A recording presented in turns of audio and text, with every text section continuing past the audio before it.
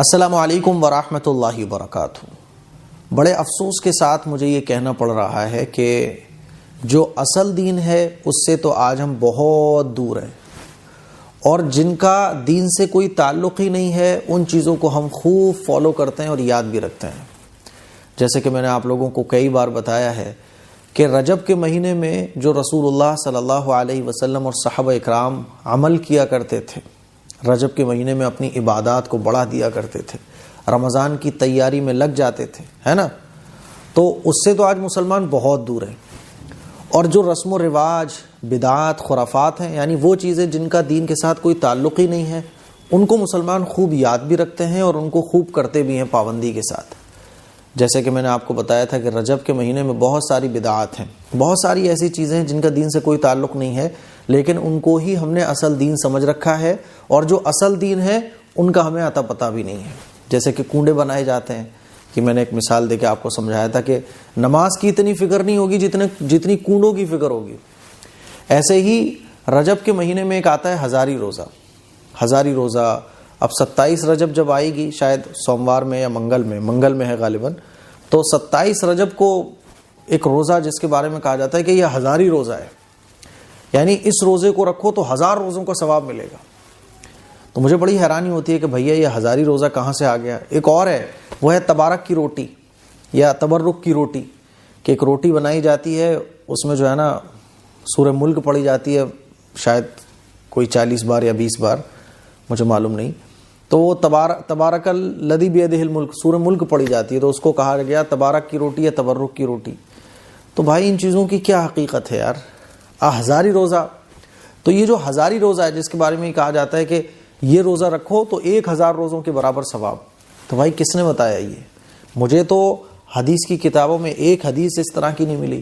دیکھو ہمارے نبی نے 10 محرم کا روزہ بتایا، ہمارے نبی جو ہے نا وہ ہر ہفتے پیر کو اور جمعرات کو روزہ رکھا کرتے تھے، صحابہ اکرام روزہ رکھا کرتے تھے، ایام 20 کے روزے صحابہ اکرام رکھا کرتے تھے، نفلی روزے ہمارے نبی نے بتائے، ہے نا، ہمارے نبی نے نظر کے روزے بتائے کہ نظر مان لو تو نظر کے روزے رکھ سکتے ہو، ہمارے نبی نے نفلی روزے بتائے، ہے نا، ہمارے نبی نے جو ہے نا اور کیا بولتے ہیں اس کو، شوال کے روزے بتائے۔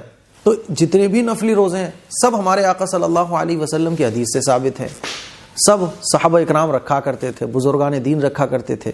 اب یہ جو ہزاری روزہ ہے جس کو سوشل میڈیا پہ بتایا جا رہا ہے، تو میں تو بس اتنا جاننا چاہتا ہوں کہ بھیا یہ ہزاری روزہ کہاں سے آیا، کون سی حدیث سے ثابت ہے، اور کیا اس روزے کو صحابہ اکرام نے رکھا؟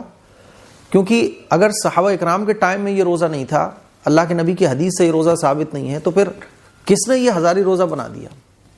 تو میرے عزیز بھائیوں، میری بہنوں، ہزاری روزہ نہ قرآن سے ثابت، نہ حدیث سے ثابت، نہ صحابہ اکرام کے عمل سے ثابت، یہ کہاں سے نکلا ہے؟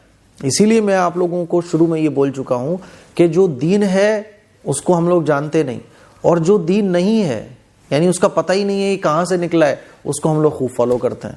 تو اسی لیے میری آپ لوگوں سے گزارش ہے کہ اس طرح کا کوئی ہزاری روزہ قرآن و حدیث سے، سنت سے، صحابہ سے ثابت نہیں ہے نا۔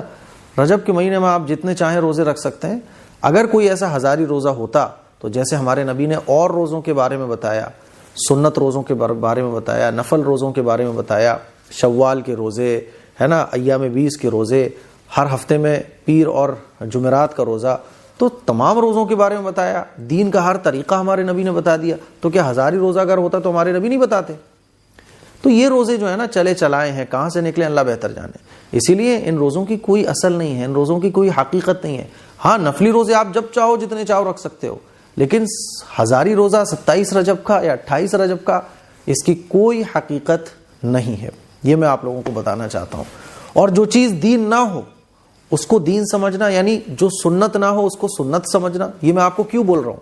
یہ اس لیے بول رہا ہوں کیونکہ جو چیز سنت نہیں ہے آپ اس کو سنت سمجھ رہے ہو، جو چیز نفل نہیں ہے اس کو آپ نفل سمجھ رہے ہو، جو چیز قرآن و حدیث سے ثابت نہیں ہے لیکن اس کو آپ دین کا ایک حصہ سمجھ رہے ہو، دین کی ایک چیز سمجھ رہے ہو، تو اسی کو کہا جاتا ہے بدعت، ہے نا۔ اللہ کے نبی صلی اللہ علیہ وسلم کا ارشاد ہے کہ جو شخص دین میں نئی چیزیں ایجاد کرے تو اس کا ہم سے کوئی تعلق نہیں ہے، اور ایسے ہی چیزوں کو بدعت کہا جاتا ہے۔